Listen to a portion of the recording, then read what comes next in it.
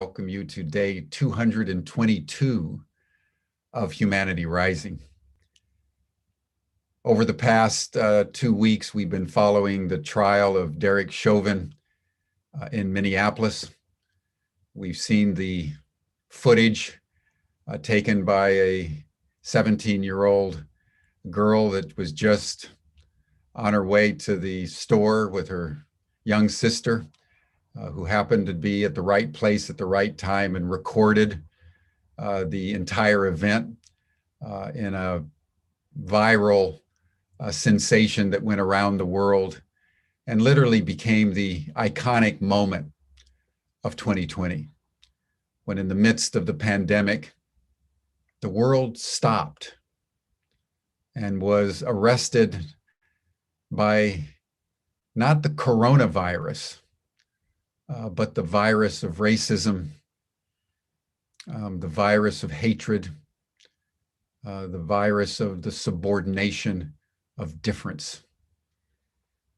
In the trial of Derek Chauvin, the white police officer who put his knee on the neck of George Floyd for a full 9 minutes and 24 seconds, opened with the prosecution detailing the effects of asphyxiation. And over the last week, police officers, one after the other, breaking the blue wall of silence for quite literally the first time in American history when dealing with Black men being killed.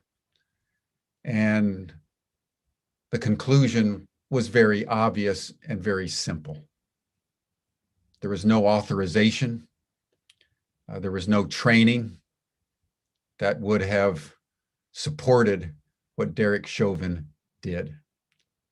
And he was in violation not only of humanity, but of the training protocols and procedures of the Minneapolis Police Department.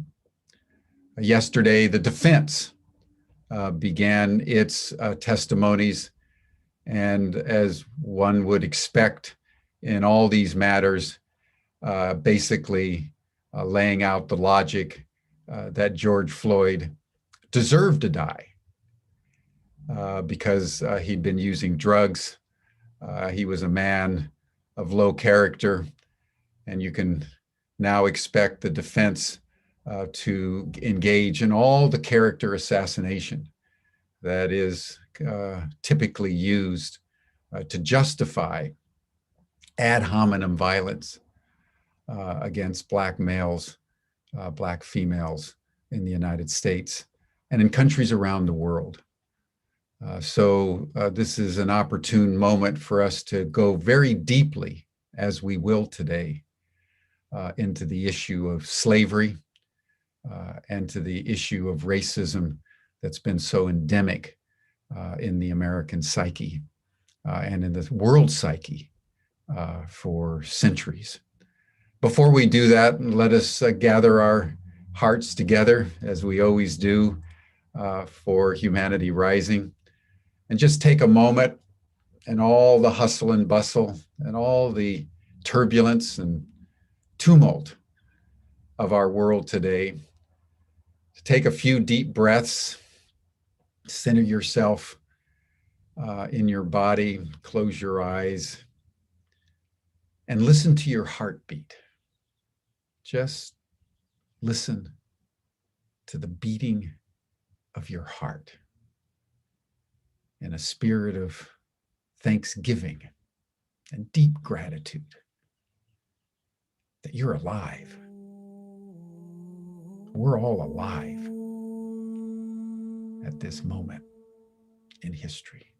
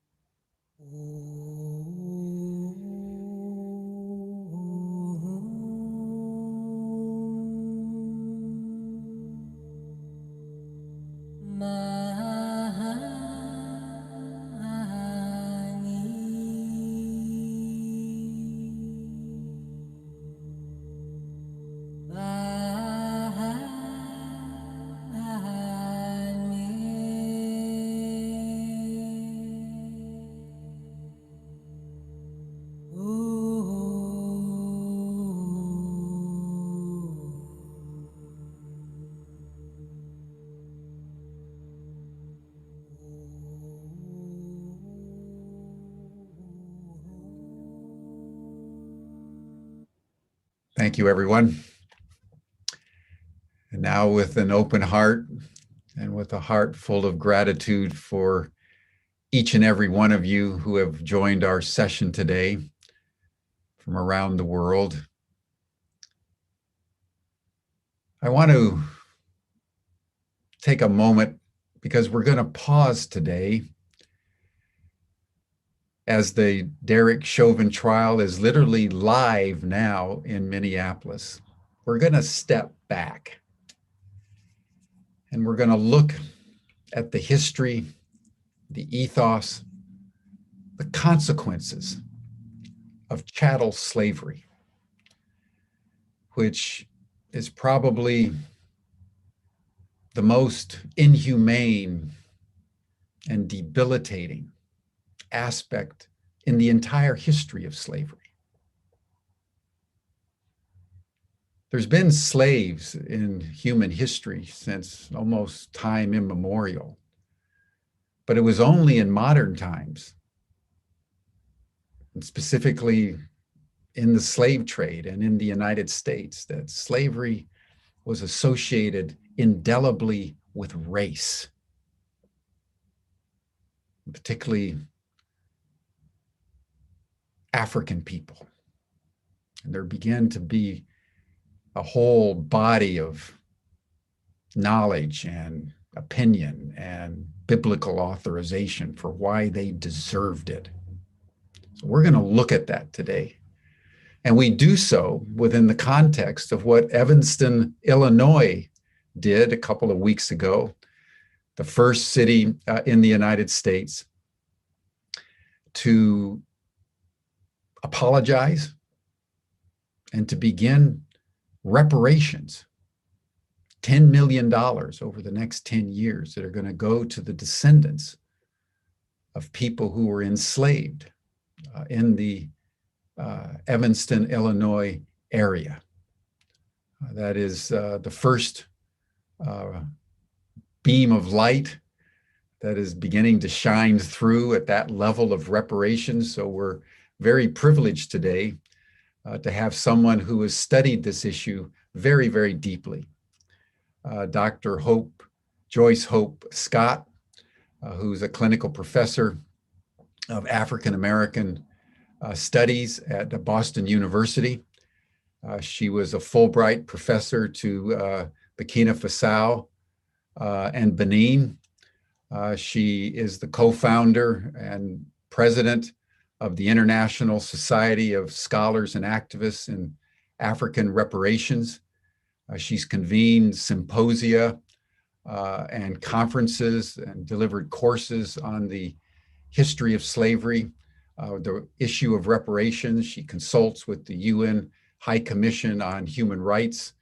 And if there is one specialist that can comment on these broad issues that are at the heart of the killing of George Floyd and hundreds and thousands of other Black people in the United States, it's chattel slavery.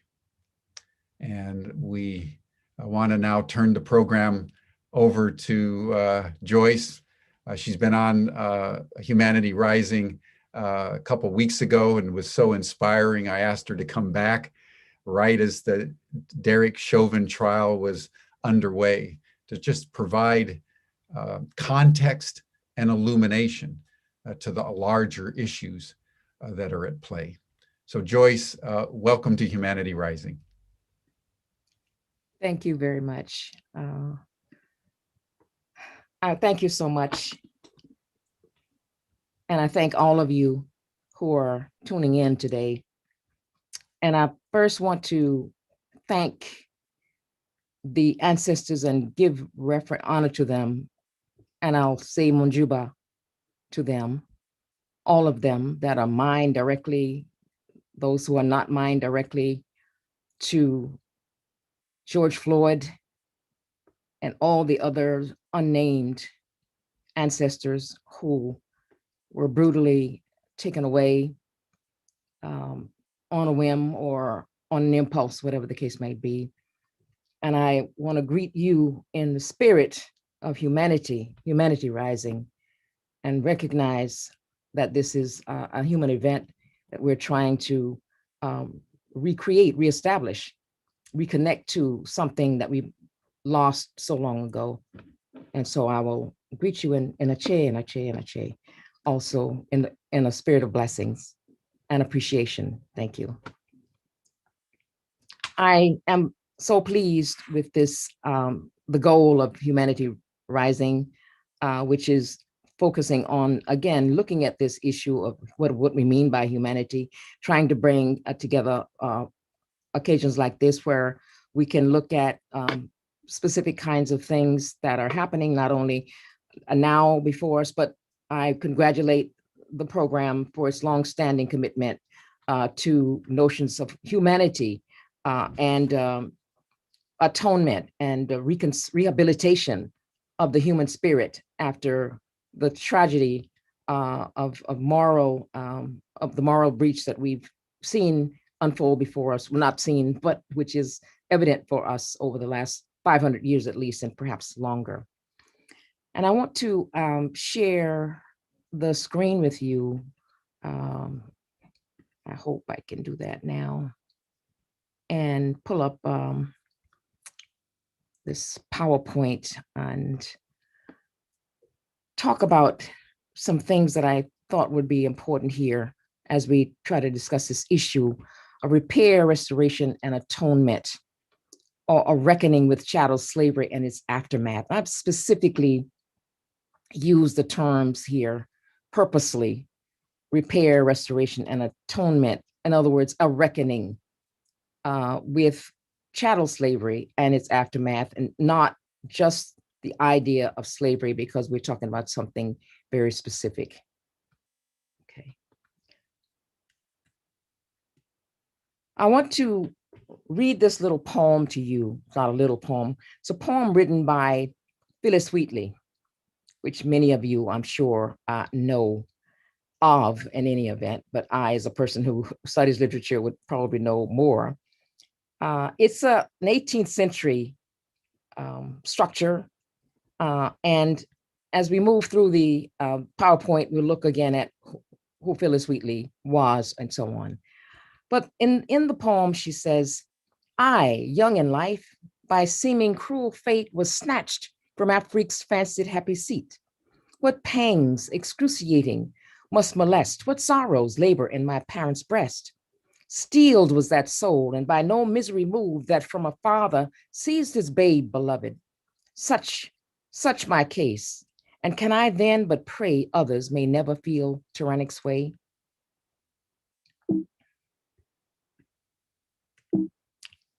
Okay, sorry. This ship, which is called the Phyllis, it's the likeness, I'm sorry, it's not the actual ship, came into Boston Harbor in 1761 after having traversed the Atlantic coast down to the Caribbean and come back to Boston to dispose of the leftover merchandise that was on board in the hull of the ship at that time. And arriving in Boston Harbor at that time was a 7-year-old young girl covered only in a Muslim prayer rug, who'd been stolen from the Senegambia and trafficked all the way to Boston. This girl would become Phyllis Wheatley, the first Black person from the American colonies to publish a book. And you see her classic photo there on the left that you may recognize, and this newer statue in Boston, which in a park that memorializes women, 3 women who were great contributors to the history of Boston. I want to, let me just go back to that. I want to now turn your attention to 2021, to a young woman reading a poem of hers at the inauguration in January 2021, who signifies, I say, on Phyllis Wheatley's condition and on that great crossing that she suffered. And she says in the poem, when day comes, we ask ourselves, where can we find light in this never-ending shade? The loss we carry, a sea we brave the belly of the beast. We've learned that quiet isn't always peace, and the norms and notions of what just is isn't always justice. And yet the dawn is ours. Before we knew it, somehow we do it. Somehow we weathered and witnessed a nation that isn't broken, but simply unfinished. I put the two together because I think it's extremely powerful that you have two young women, one an actual captive, the other the descendant of a captive, who speak of such hope, such regeneration, and hold out such hopes of atonement. Phyllis Sweetly, just coming from the hole of a ship, says that she hopes no one else will suffer the kind of tyranny that she suffers. Amanda Gorman, who suggests that we're not a broken nation, we're just unfinished. There's hope in both of their poems. Okay, both of them are on the cusp, let me say, of what we want to talk about today in this issue of chattel slavery and what it actually was. Just want to show again this. Look, we started out with the ship, the Phyllis in Boston, that this is the New York slave market in 1730. That there actually was slavery going on in New York, in case some people don't know that.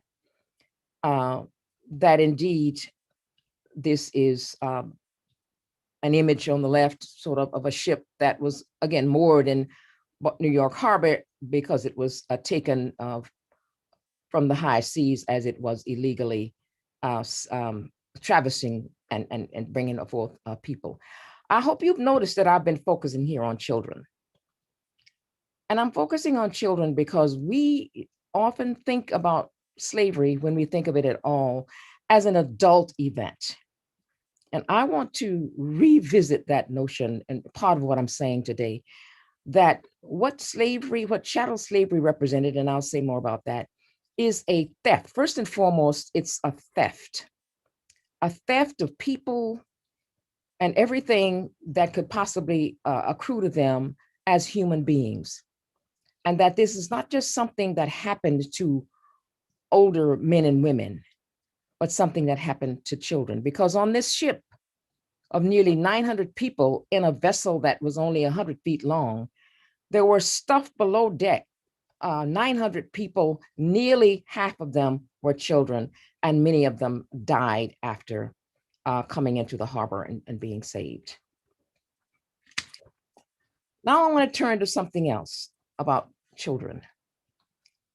As you know, the great founding father, one of our great founding fathers, James Madison, was the fourth president of the United States, wrote the Bill of Rights and was a contributor to the architecture of the Constitution. His estate, Montpelier in Virginia, several thousand acres of land and so on and so forth. He held enslaved 100 people during his lifetime. He never freed any of them. And the centerpiece of his mansion, of his whole homestead, is the library. Well, recently, Professor Hassam Jeffries talked about visiting the library and the entire mansion, as a matter of fact, having been invited there. And the guide then took him downstairs, he said, where the enslaved people worked in the house and lived and worked in the house and so on and so forth. And then the guide asked him to take his hand and rub it along the brick wall of the cellar until he felt impressions and ridges in the bricks. And what he felt were tiny handprints, because all the bricks of James Mason's estate were made by enslaved children that he owned and never freed during his lifetime. This library, where he was at the time, where he'd gone into the basement, was where he wrote the great Bill of Rights. And so the question that rolled around in his mind, I guess, and maybe it'll roll around in our own minds, is what kind of inhumanity is it that leads to one enslaving children? Children, after all, belong to the gods. They don't even belong to us. They come to us to care for while they do the business of the gods. To steal their lives, their souls from them before they even reach puberty, to make bricks for the convenience of a great founding father. It's just one of the examples of the violence of chattel slavery, which indeed was an assault on the very humanity of a people, beginning with the children. This, I'm saying, is the moral wound in our soul as a nation. And it's nowhere more apparent than in this wanton destruction of innocence. Before the actual physical tortures and kidnappings and forced separations that we perhaps know about, or we'll learn more about, was the usurpation of children's humanity, the theft of their right to be. And this is what slavery, chattel slavery was. And I'm arguing, suggesting and sharing with you that indeed it is what remains, the effects of it remain with us today. It's not only that example, but children were not an afterthought on the sidelines. They were implicated in the whole business of chattel slavery. On the left is a representation by artist Woodrow Nash of the children on the Whitney plantation, which is one of the plantations being restored in Louisiana. And it reminds us that these children worked, suffered, and died in these so-called plantations, which were really slave labor camps. And you can see it by the little boy that's even there right now in one of the photos. In her address to the graduating class at Wellesley in 2004, Toni Morrison spoke about the crucial nature of historical narrative, of history's ability to construct lapses of memory, which create a comfortable forgetting of these events, especially if they horrify us. And she says, the past is already in debt to the mismanaged present. And besides, contrary to what you may have heard or learned, the past is not done and it is not over. It's still in process. The past is already changing as it is being re-examined, as it is being listened to for deeper resonances. Actually, it can be more liberating than our imagined future if you're willing to identify its evasions, its distortions, its lies, and are willing to unleash its secrets. Complementing her is the French historian and philosopher Pierre Nora, who writes in his work, Les Lieux de Mémoire, the Sites of Memory, a fitting complement, it seems to me, to what she has said and about the trickiness of history, and this topic in particular as we go back through it. He notes that in contradistinction to history, that memory is a perpetually actual phenomenon, a bond that ties us to the actual present. History, though, because it's intellectual and secular, it calls for analysis and criticism always, while memory installs a remembrance within our hearts. He goes on to say that history's goal and ambition is not to exalt, but to annihilate what has in reality taken place. This is what history does. History's procurement in the last century of scientific methodology has only intensified the effort to establish critically a true memory. Thus, every great historical revision has sought to enlarge the basis for collective memory. And so it is with this confrontation with history that can provide us today, I'm suggesting, and grappling with the question of just what reparations, restitution, atonement for brutal transgression committed against oppressed communities founded upon slavery and genocide. What indeed can history do to help us glean the extent of that.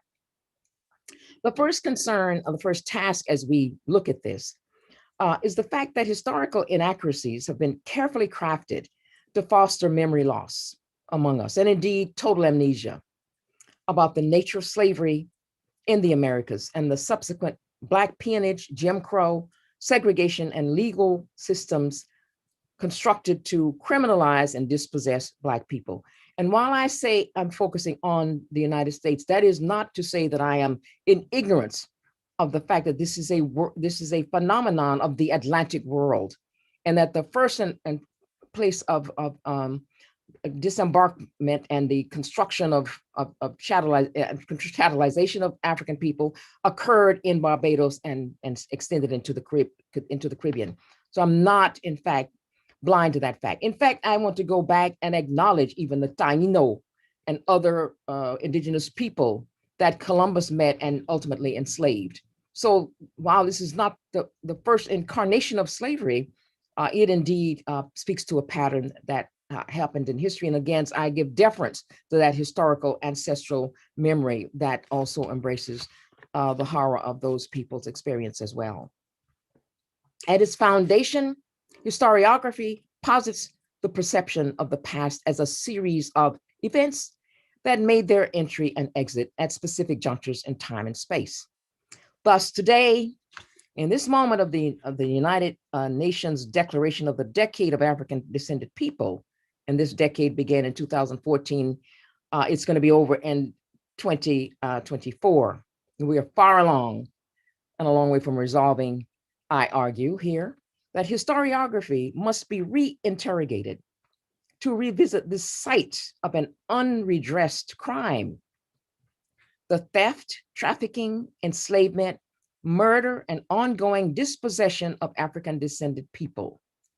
We are today, as I speak, in the process of trying to decide whether or not a Black man was a human being and whether or not someone should be tried and convicted for his crime, the crime of murder, as we dally around our linguistic traps and entrapments to humanize and dehumanize as this trial goes on. And I invite you, I'm sure you will, just take a look at that as this continues, to see in turn what unfolds. Okay.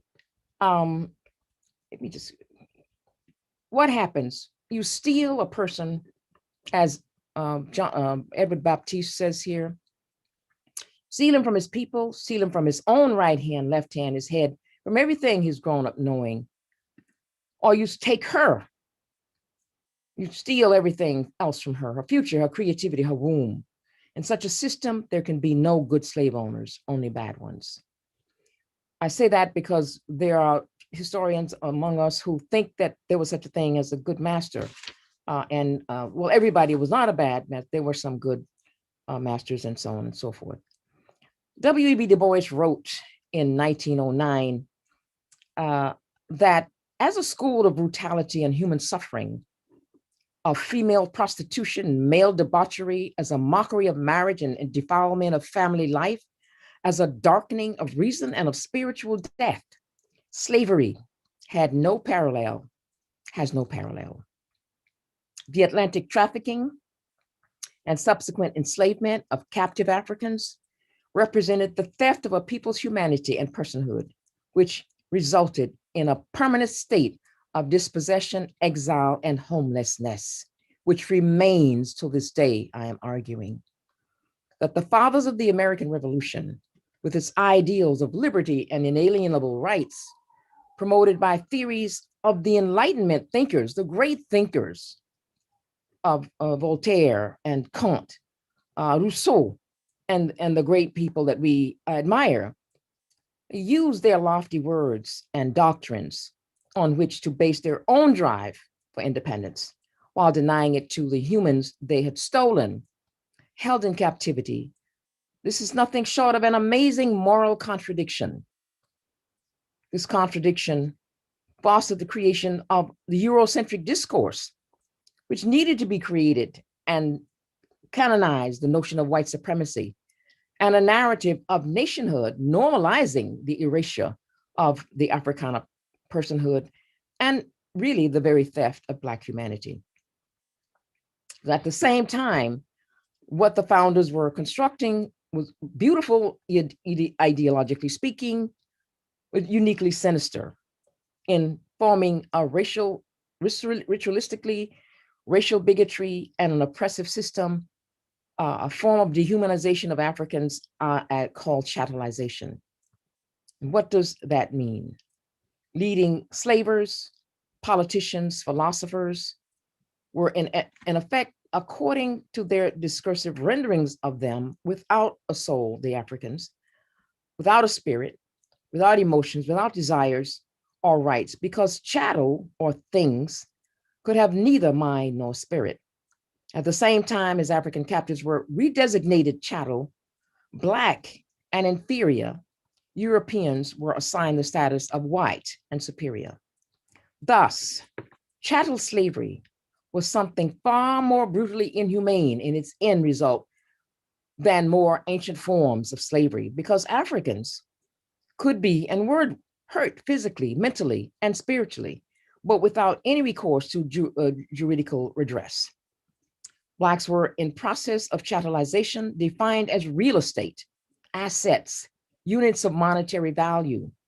They made products and created wealth. They themselves had monetary value as commodities. All this represents a great theft, as Edward Baptiste calls it in his landmark study, The Half Has Never Been Told.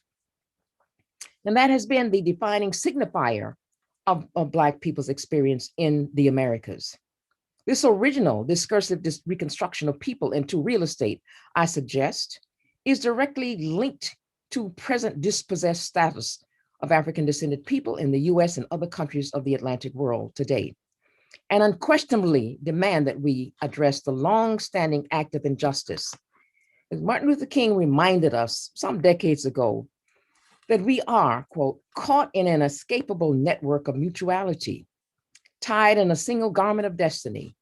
Thus, deliberations around what is being called reparations today is hardly a call for a check, a monetary dismissal of a mighty wrong, but must instead recognize the need for not just restitution, repair, rehabilitation for the past and ongoing dispossessions of Black people, but also, and just as crucially, for the healing of the wounded soul of this nation out of compliance with the very dictates of universal justice.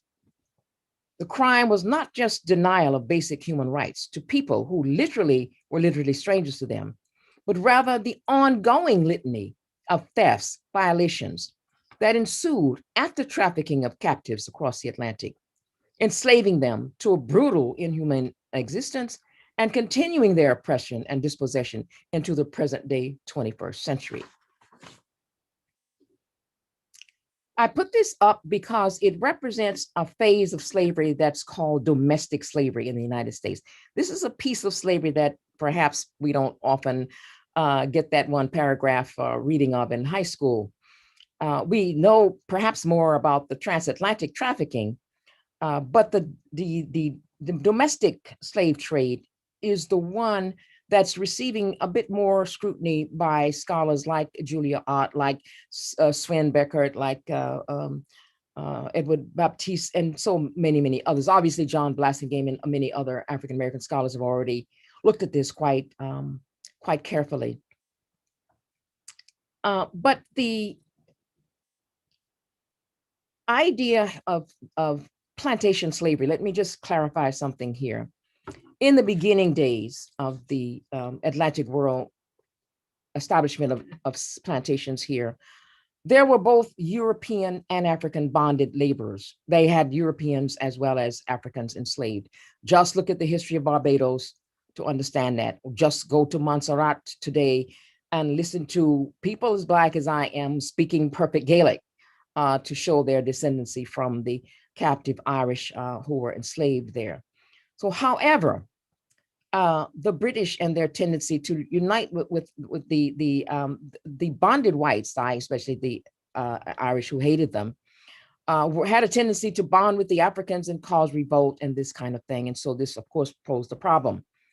And this represents the origin and practicality of the construction of races, Black and white, and the institution of white supremacy to give them some measure of privilege, quote unquote, and to, in the ultimate, to chattelize the Black captive.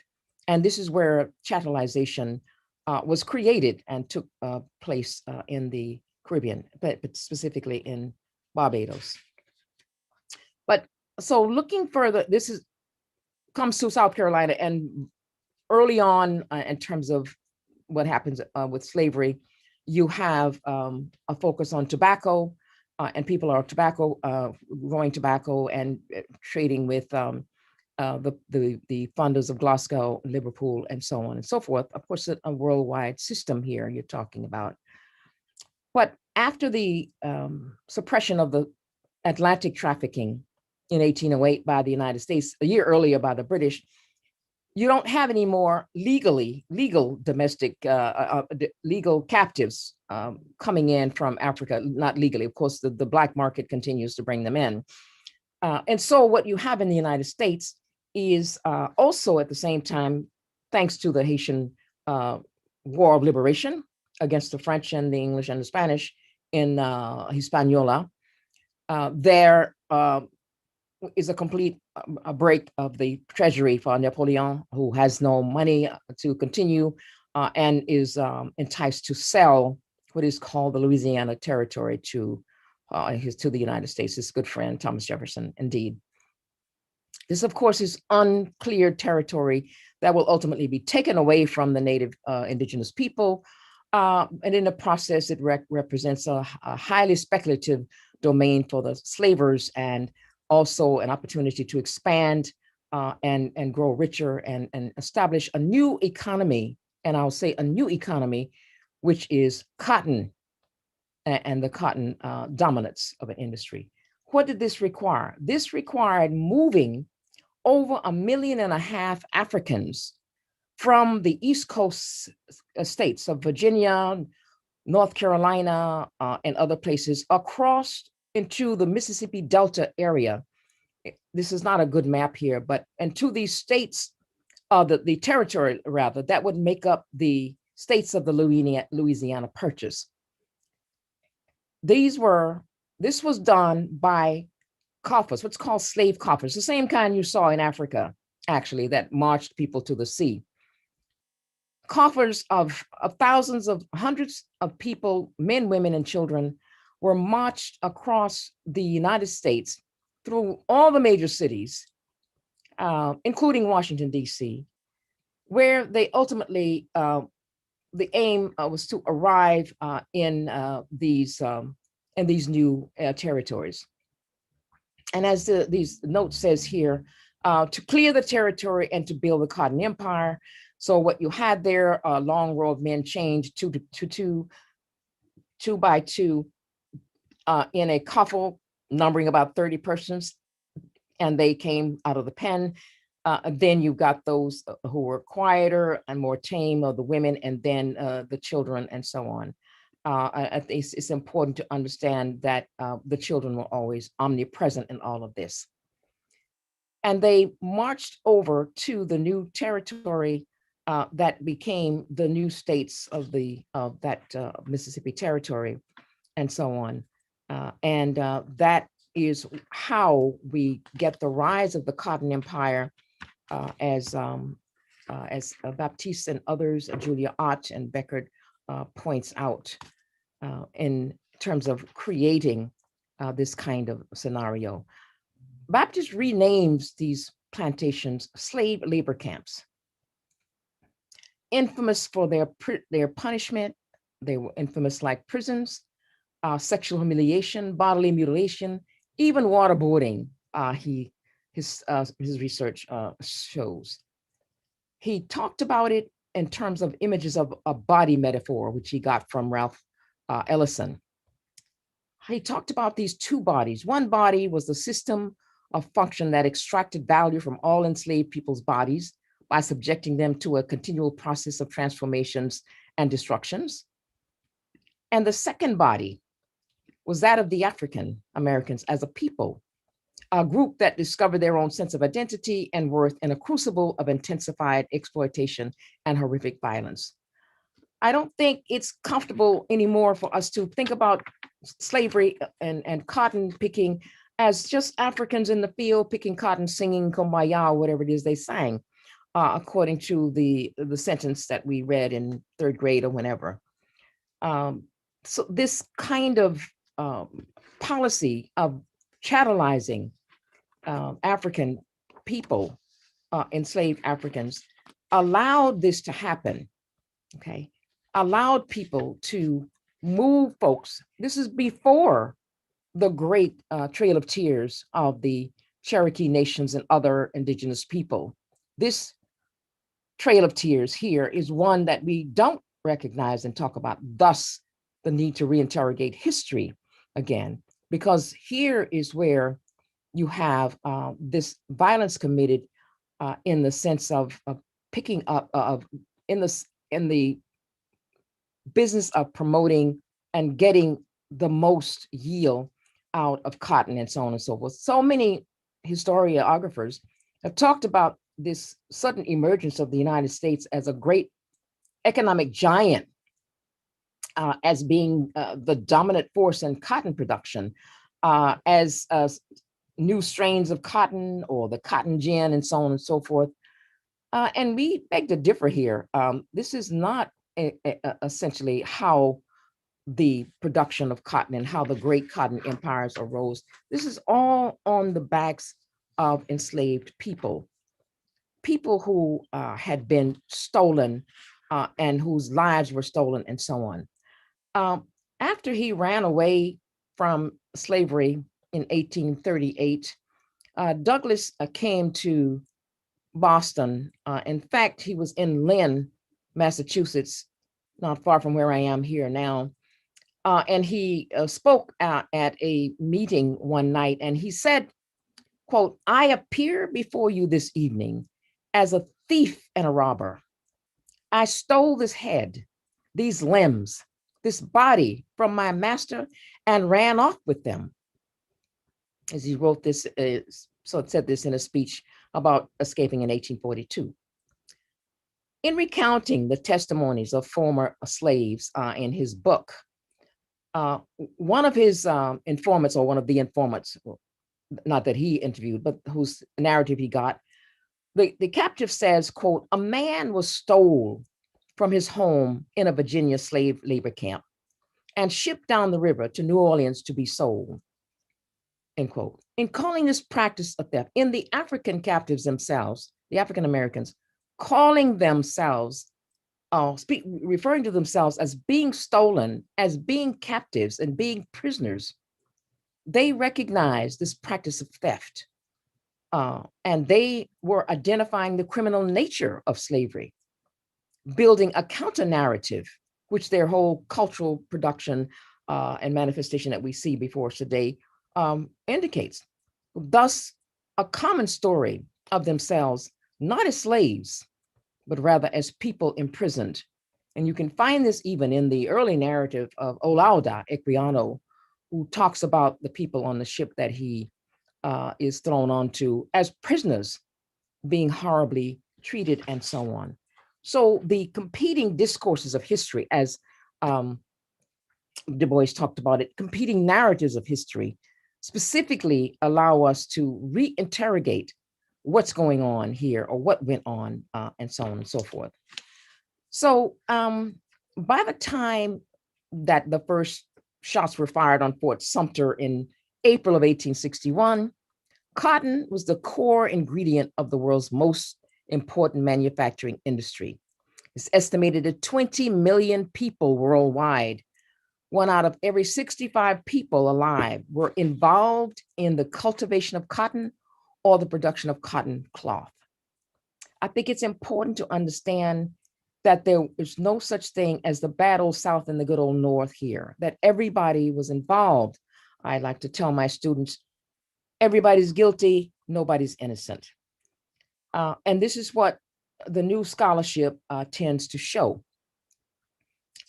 both of them, speak about Beckert and Ott and Edwards, Baptist rather, among others, who talk about the New England industries, manufacturing plantation goods.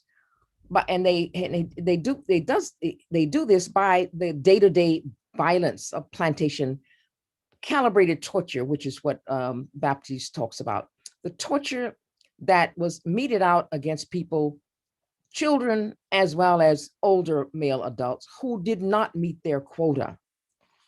If you remember watching 12 Years a Slave and the slave called Patsy, and her, one of her reasons for being favored, other than the fact of her sexual abuse, obviously, was that she could produce so much cotton. And it was because of her small hands, and she could manipulate left hand, right hand, left hand, right hand, with such dexterity to pick up cotton fast and to produce large bundles and so on.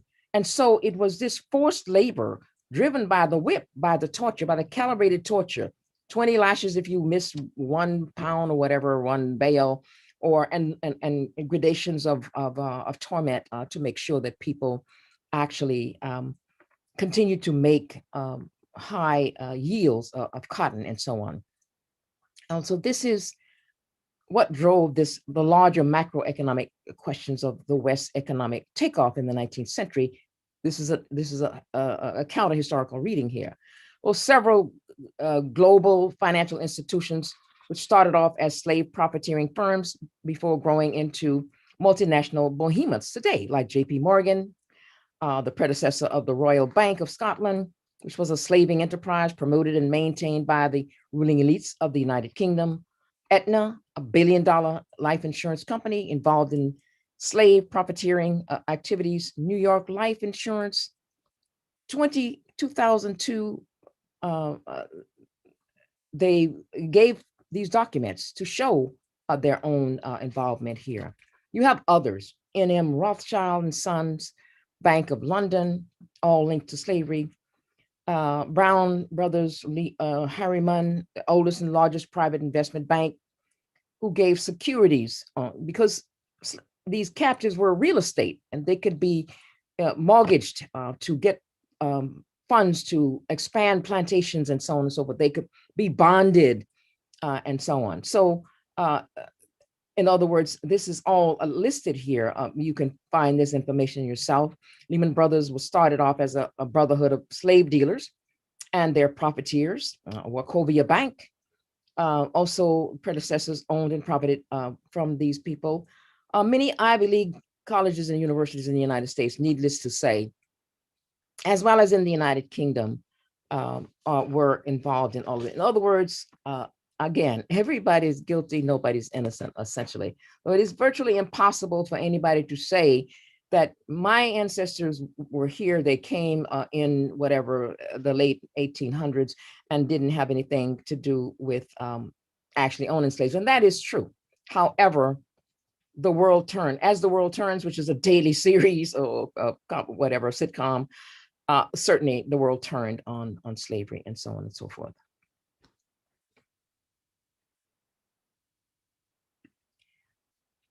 We do come to a point where this all ends officially, and we get, thankfully, the 13th, 14th, and 15th Amendments after slavery is over, after the horrible war that was necessary in order to end it. At the end of that time, of course, there was no 40 acres and a mule forthcoming for the people who had been stolen and had their lives and personhood and humanity stolen, as we've briefly laid out there, from the little girl who came in on the slave ship in 1761 to the descendants of the young woman who read her poem, The Hill We Climb, in 2021. What has happened in the interim between that time to lead us to the point of where we are today, focused on the George Floyd murder trials, plus Breonna Taylor and so many others, and other issues of injustice that have claimed the attention of the High Commission of the United Nations, and indicated we need to address these issues, particularly in the decade of African descended people. What happens? People were freed. There was no more slavery. Why didn't they just go on and pull themselves up by their bootstraps and make it like everybody else? Because this is an historic part of the historical narrative that people often latch on to, not wanting to probe deeply into essentially what happens. Well, there's no restitution, there is no atonement, there's no rehabilitation, and there's no reciprocity forthcoming. And President Andrew Jackson made sure of that in terms of any efforts that were intended by General Sherman and others like him, who wanted indeed and saw the justice of at least giving land to people who had been stolen from their lands and used and abused, and who were not allowed to accumulate any kinds of assets or any kind of future, who were in essence dying following the Union Army around. Despite the nice shots we have of them, the Union Army taking them in, which of course many did do, but essentially the people were dying. Just read the letters from people like Harriet Jacobs to the Freedmen's Bureau and others who talked about these contraband and their conditions and so on and so forth. But another curiously interesting thing happens, and unfortunately, thanks to the 13th Amendment, this is allowed to happen. The 13th Amendment, as you know, outlawed slavery and also any kind of involuntary servitude. But there is a clause, there's a proviso in the 13th Amendment, which says, except for people convicted of a crime. And so after slavery, after the fact of not finding any respite from wandering and homelessness or landlessness, as the case might be, the African former captives find themselves again, not everybody, and not to say every single one of the 4 million people were in this situation, but I'm talking about a tendency which ultimately leads to where we are today.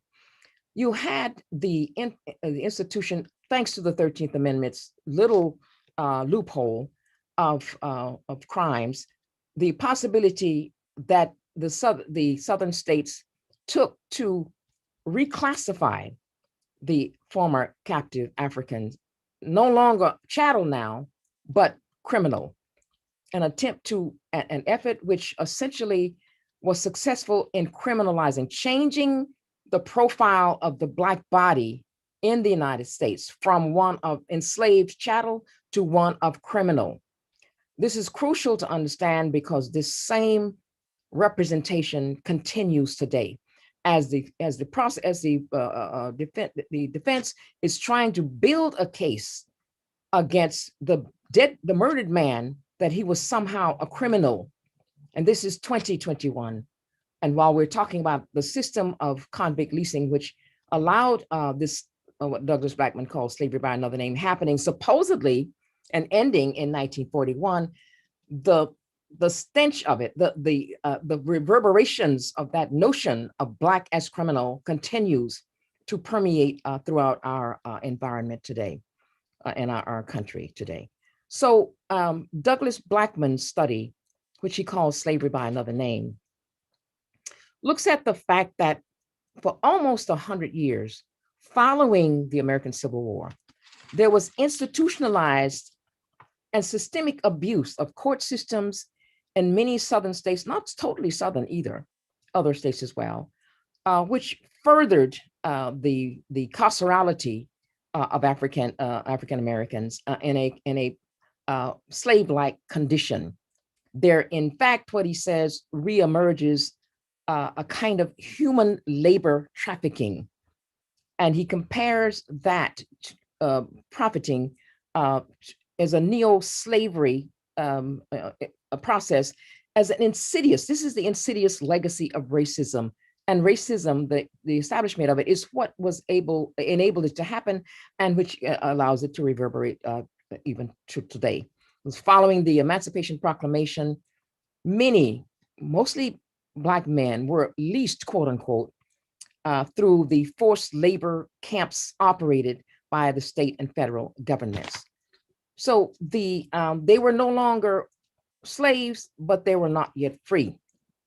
And generations of Black Southerners lived in the shadow and under the threat of being forced into this labor against their will.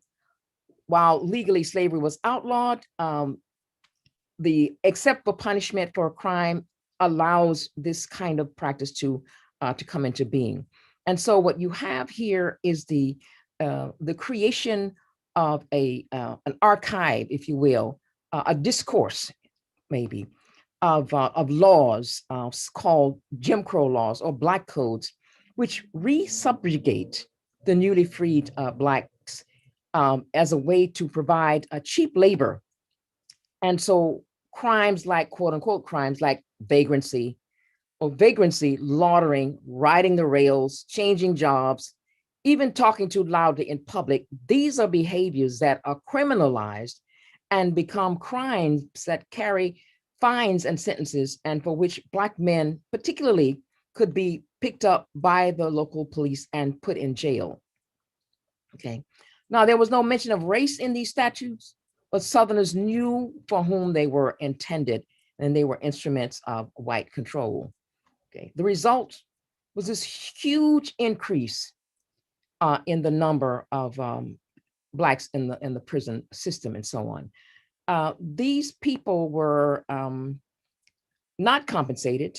They were repeatedly bought and sold. They were forced to do the bidding of white, quote unquote, masters almost, through the regular application of extraordinary physical coercion, just as what happened in slavery. And I call your attention again to the fact that what we have here is the ongoing theft of the lives of Black children in this new labor force. All right, because while we may think immediately that we're talking about Black men, we are essentially talking about Black children again, who make up a bulk, because these are the ones who, without parents, homeless or whatever, looking for something to do, would often have been the ones that, quote unquote, were accused of laundering or whatever the case might be. So these people were convicted on all kinds of minor charges, trumped up charges, et cetera, unable to pay their judgments. A white contractor would come in, pay the fines, and force them to come to work for them until they said that the fine was paid. So what was created here, Blackman points out, is another system, and he finds this out by looking at court records and so on and so forth. And again, looking at individual stories, which is the new kind of historiography that people like Blackman and Beckert and Ott and Baptiste are using to again combine memory, as Pia Nora talked about in the beginning, my beginning of this conversation, with historiography to get a fuller picture of essentially what happened. So you have these Black codes, these Jim Crow laws, and so on and so forth, which again reassign a kind of Black peonage, and it enables employers to use these people again to build the next phase of American economy and so on. All right. Let's go on with this. So U.S. Steel, for example, is among American companies who acknowledge using African American leased labor. This was a practice that peaked in the 1880s, and it was only formally outlawed in Alabama in 1928, but it persisted even and was not officially, supposedly, abolished until President Franklin Roosevelt came along with the Francis Biddle Circular of 3591 of the December 12th, 1941. And you'll know that of 1941 is a seminal date because it is the date of the attack, on Pearl Harbor, and the date that the United States went into the Second World War. What happened next? In spite of all of that, despite all of that, you had self-generated initiatives by Black people themselves. They built all Black towns. They built all Black settlements. I myself come from a group of people who founded a Black settlement in the part of town in a state that I grew up in. I thought that was the name of the state, my middle name, Hope, of the community, but essentially it wasn't. But there were so many of those places like that, you know, about Edenville and so many other places. Here is an example of that kind of prosperity that people brought for themselves. But this Black Wall Street was destroyed within 2 days in 1921 by a white mob. Losses were never recovered and no one was ever persecuted. Obviously, it's out now for redress. It's one of the places that you have there. So before this so-called Tulsa Race Massacre, this section of town, Greenwood, where it had been considered one of the most affluent African-American communities in the United States in the early 20th century. You had many similar towns and communities across the country that experienced a similar kind of attack. Again, I'm calling this continually theft. Let's look back earlier at our prized Central Park in New York. Now, I don't think this is so clear, I'm sorry, to a place called Seneca Village. This was a place that was created by African Americans. Of course, it turned out to be an integrated community after time, but it was formerly where our Central Park is right now. And this place was taken over and destroyed for the construction of a park because the people downtown decided that it was getting too crowded and they needed to expand or whatever. And so we're talking about here now the ongoing theft of actual assets that people did acquire over time.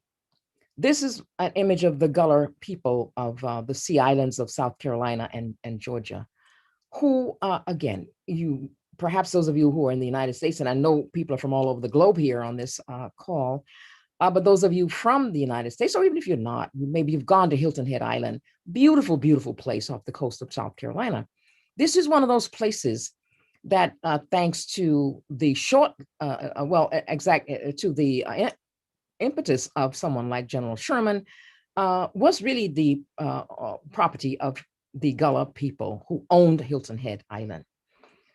Today, that is a completely different story because of the shenanigans that have come about to almost deprive all of the property at Hilton Head from those people. There were beaches owned by African-American people that at their own ability. One of them is this Bruce's Beach in California that was owned by a Black couple that went out and bought the land and set up this resort area for Black people. It was still segregation, of course. So you have, again, that piece of property stolen from them. This corridor here, you can see the land that was owned by the so-called Gullah Geechee people. It is now characterized by the U.S. National Park Administration as the Gullah Geechee Cultural Heritage Corridor. And as you can see, it extends from Wilmington, Delaware to Jacksonville, Florida. That is almost the entire East Coast of the United States. Okay. The heritage corridor of the so-called Gullah Geechee people. These are the people who were stolen from the rice growing areas of West Africa, the Senegambia, places like Sierra Leone and Liberia, parts of Senegal, Guinea-Bissau, Guinea-Conakry, and places of that nature, who were the experts at growing rice and who dug the canals that built an empire in rice in the South Carolina, Georgia area. So because I want to have an opportunity for us to actually get questions and talk and so on, obviously there's much more to say, but I just want to end this all by saying that the historical injustices suffered by Africans and people of African descent have been experienced by those populations as a result of the laws, policies, and practices created and enforced by Euro-American ruling elite to maintain and justify the chattelization and enslavement of African people for financial dominance and maintenance of white supremacy. This carcerality of African people and Blackness as a commodity was imposed and enforced in the very beginning by various respective European governments, not just the United States, although I've just been focusing on the United States, during the transatlantic slave trade, during the African colonial era and the Caribbean colonial era and neo-colonial era as well. These aforementioned policies were both codified in legal canon and social customs that evolved over several centuries in the Atlantic world as a whole and on the African continent, by the by. It represents the origin of systemic racism and Black dispossession as exigencies which emerged from transatlantic trafficking and enslavement of African people in the Americas and in the diaspora. And so then in conclusion, I just want to say again that narratives of history that reframe and glorify the European purpose and program in the establishment of nations founded on slavery have dominated historiography as well as popular cultural narratives for the last 200 years at least. Such erasure at the societal level of Blackness and Black people as stolen, chattel, dispossessed within this structure demonstrates to a large degree why there has been a failure to confront systemic racism and the origin of violent policing in the USA as a legislated, state-sanctioned apparatus empowered to hunt down, kill, or detain Black escapees from slavery, and now today a rethinking of what that should be. Movements like the current Black Lives Matter and others have emerged in a long line of civil actions initiated to agitate for redress and change of practices that help to maintain racialized laws and criminal justice systems. As well, while much change has resulted in terms of policies of amelioration and reform, perhaps it's time to reappropriate strategies that have had an impact. And as Professor Ibram Kendi suggests, perhaps time that we think about initiating programs of repair and restitution for slavery and Black dispossession. These would be policies that can serve to heal the breaches of humanity currently in practice, eliminate the racial wealth gap policies, and that can eliminate educational resource disparities, policies that can initiate repair, restitution, and atonement in this decade of African descended people for the millions who still seek and demand justice. Thank you. And Ache, and Ache, and Ache. Oh boy, Joyce. Wow, that was overwhelming. I must say, I feel myself almost speechless. But I want to thank you for putting this right before us in such a compelling and undeniable way. You've provided a deep service, I think, to all of us watching today about the depth to which racism has found its way in the American and European psyches, the African psyche. It's possibly the greatest wound of modernity, the way we have so massively enslaved so many people. And, one of the things that was coming up on the chat, this is also Holocaust Remembrance Day today. Absolutely. I hadn't known that, but one thinks of what the Germans did to the Jewish people and the Slavic people and deviants of all kinds. One thinks of what the Chinese government is doing today to over 1 million Uyghurs, massive concentration camps, forced labor, separation of families, indoctrination of the children. There's incident after incident around the world of immense cruelties to people of somehow a minority people, either by color or by religious persuasion. So you're speaking to the world's soul through the prism of chattel slavery in America. And I just want to thank you for this illumination. And I'd like to circle back to your original comment, which I hadn't really taken in. I probably knew before, but I'd forgotten about the numbers of children that were enslaved and the way children figured in the slavery in the antebellum South. Are there any statistics as to how many children were brought over from Africa? I know there's statistics on men and women, but I'd never seen before any statistics on children. That separate the children out. Yes, I mean these are in the records of the captains. They had to account for their cargo, and they list the number of children. Yes, you can. I can't put my finger on any particular study that has been done. There is a study called Stolen Childhood, and I'll get the name of the author for you. That is perhaps one of the most profound studies, but that one focuses a lot on children in the United States. But there are records, yes, there are records that account. Now, one of the handicaps that we have here and that I had in speaking here is that some of the information is in in French or in another language, or Portuguese. And it's not that it's not there. It's just that how to make it accessible.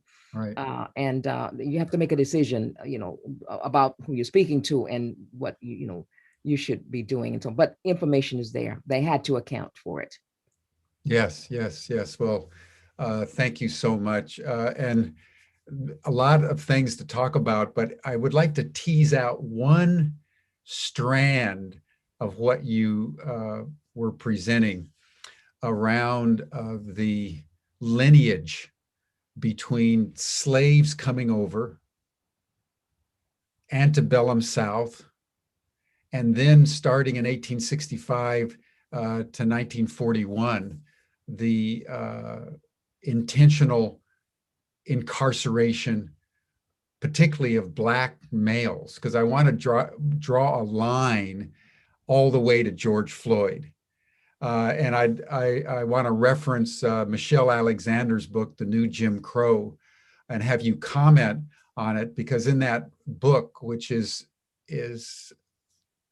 stunning in its impact, she shows how we have designed the entire incarceration system in the United States around the incarceration of the Black male, Black people generally, and in a way that has been a continuation of everything that you were speaking about. And so I'd like to just have you comment and fill out a little bit more of this lineage that culminated in the complete ease with which a Derek Chauvin would asphyxiate a Black man, and probably at the time did so thinking there would be no consequence. Such was its normality. Someone put in the chat that in 2017 alone, in just the city of San Francisco, 23 Black men were killed by the police. That's just one city. What happened to George Floyd is a microcosm, a window into a much larger miasm of the soul, detailed by Michelle Alexander in The New Jim Crow. And I would just love to have you fill that out from your perspective. Yeah, thank you. I think it's such an important point to try to locate this, I don't know, determination to kill, to put the knee on the neck of the Black man. The people who I talked about the theft, capture, and trafficking of people from Africa, and I'm gonna continue to say and to use what I'm thankful that scholars are using the terminology, the right terminology. These people were not slaves. They were regular folks like us, And most of them, though, were warriors, because, as you know, many wars were perpetuated, in order to capture people. And plus, people were at odds with each other in many instances, as they were in different parts of the world. So a majority, especially of the first group of the beginning groups of people, for the longest time, people who were captured were warriors, primarily male warriors, but not only male warriors. So the very engagement, the coming together of the European slaver and the African male was one of contention already, because he knew he was carrying a warrior who would fight to the bitter end. And all we need to do is look at the records of what's called mutinies. These so-called mutinies were really slave revolts on ships. They're now doing deep diving. There's diving going on off the coast of the Cabo Verde islands of the Cabo Verde, where they're looking at ships that sank, that never made it over. People were stripped of their clothing because they were also afraid of the spiritual power that they were running with. They had things on them, spiritual stuff that they wore into battle to protect them from being destroyed. So they knew who they were dealing with.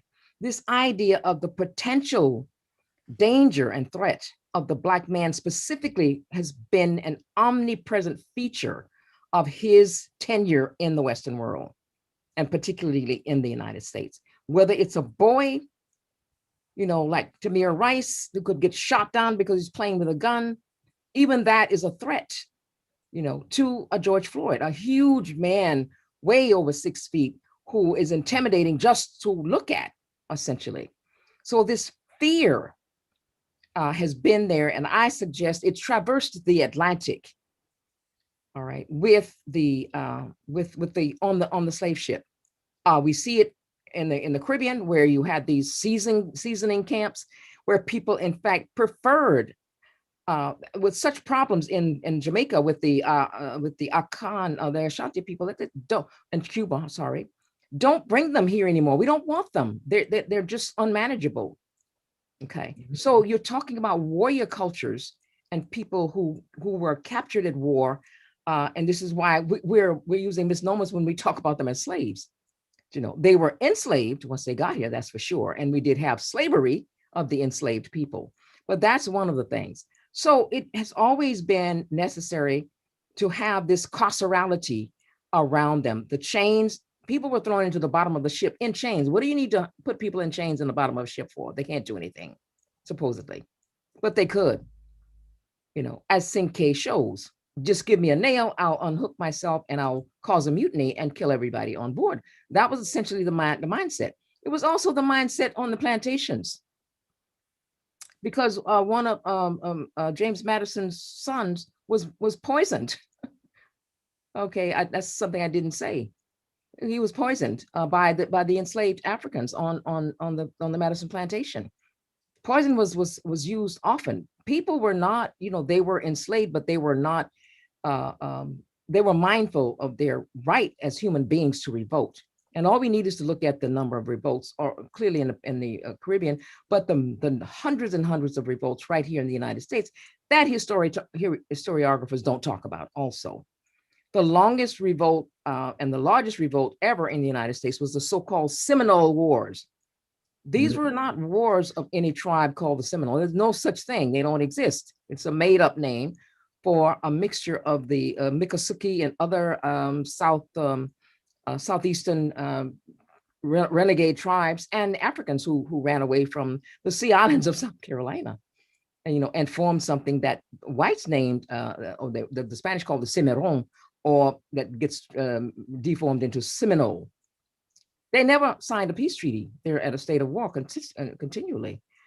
So this perceived danger of the Black man in public space is there, and to keep them locked up is a very important notion. This is why we have, as Michelle Alexander points out, the school to prison pipeline. Why are we grooming third graders, 8-year-old boys, for the prison system? Because we're afraid of what they might become. Why do we keep the education so brutally truncated and ineffective? Okay, as of course, like with Douglas, people are afraid of, obviously I'm being global here in what I'm saying, and I apologize for that, but I'm trying to give a scenario that I think that I know Alexander has certainly done a better job of than I'm doing here. So this brings us all the way to George Floyd. It's a straight line from those warriors who fought and brought down the ships to the George Floyds. Yeah. Well, thank you for that. The United States has the largest incarceration system in the world. Yes. By several orders of magnitude. We imprison more people. And when you include not only those that are imprisoned, but those that are on probation, you have a number that goes into the millions. I think there's 2.3 million people incarcerated. And I think black males outnumber white males by 10 or 12 to 1 in this system that is designed, as you say, to take them right out of their communities, break up the communities, and put them into the prison system. And George Floyd fit the stereotype of the kind of black male that would be an obvious target. Yes, it's a danger just walking down the street. Michael Brown, what was said about him? Oh, he was like this giant who was coming at me. I was so afraid, so I had to shoot him down. How do you explain shooting down unarmed black men? This is a primal fear. Yeah, it goes back to the wound, the soul, the wound of the soul that is not healed. And even though we don't acknowledge it, it's there. And it is like my colleague said from the University of Ghana, Legon, Dr. Kofi Anyadoho said, slavery is like a wound in the side of humanity that scar tissue has grown over. And we are walking around with the scar tissue over it like it's healed. But a wound like that is likely to kill us if we don't open it up and get out the infection that's in there. And that's what I was saying here with this moral ambiguity here. It is a part of that. As a colleague in the chat is pointing out, yes, you are correct. It is more than just the carcerality, the necessity of carcerality of black men and boys today. It is it's a business. It's the new business, like slavery, like the control, the carcerality of the black body, the chattelization and the commodification of the black body.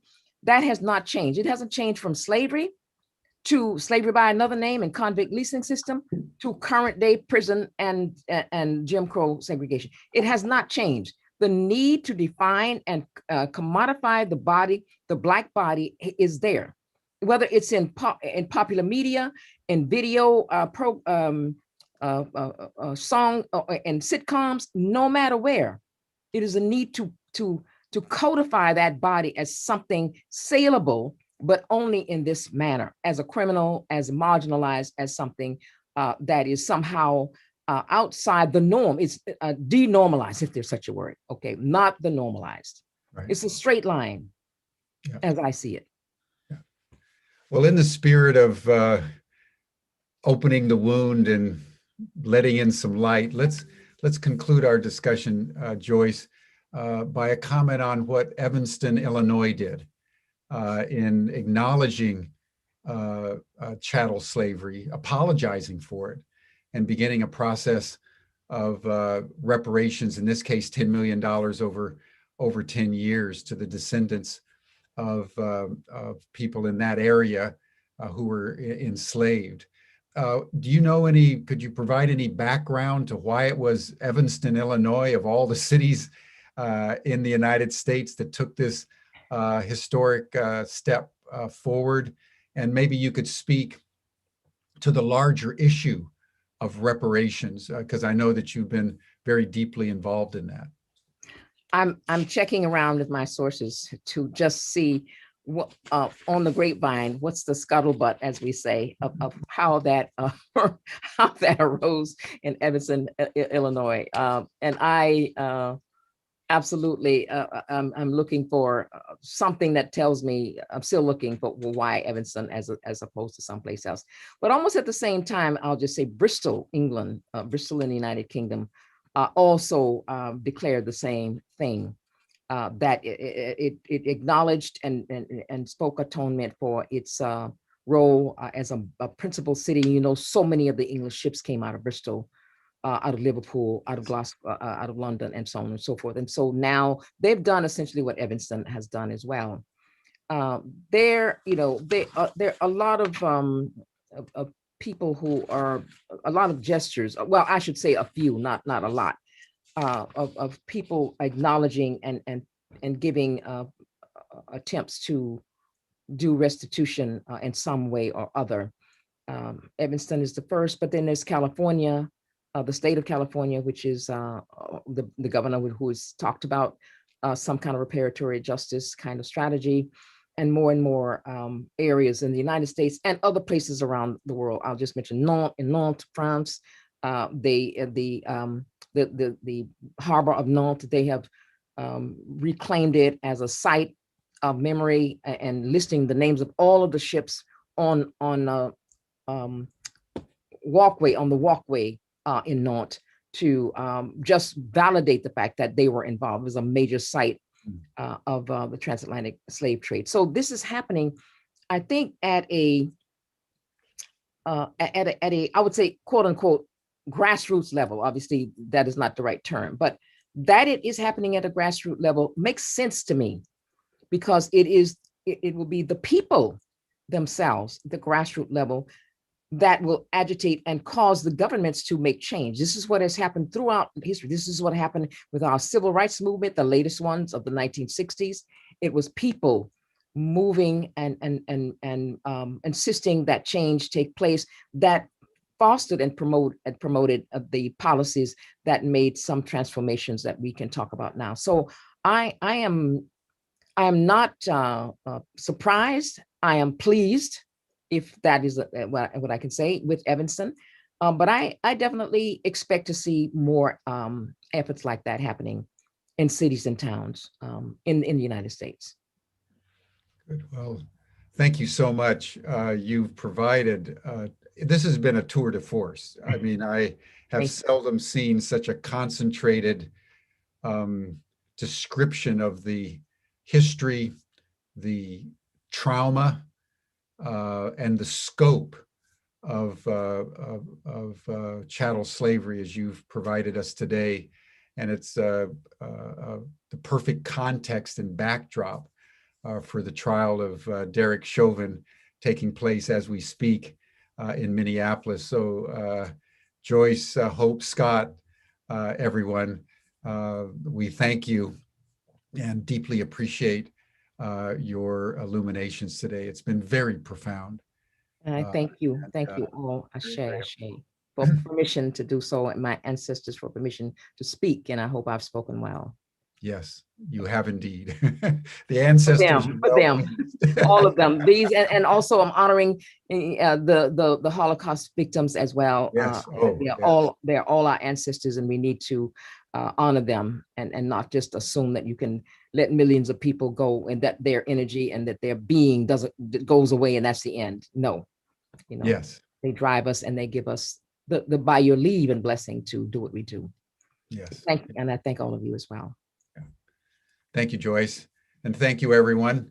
Then just as a reminder for those of you who are going to be carrying on with the course on Rupert Sheldrake on the Frontiers of Science, you'll see the link in the chat box. We start in about 30 minutes. And then tomorrow on Humanity Rising, we thought that after all the very deep discussions of race in America and the divisions that are rending the world soul, we would end the week with some sound, some healing sound.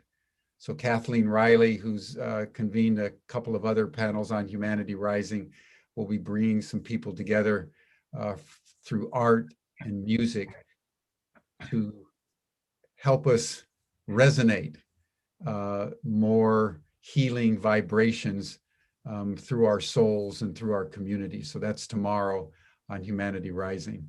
But Joyce, deeply grateful for your presentation today, and hope to see you back, because this issue isn't going to go away, and we're going to need unfortunately illumination. Okay. So thank you, and thank you, everyone. We'll see you here again tomorrow, same time, same station on Humanity Rising. Thank you. Bye, everyone. Bye. Thank you very much.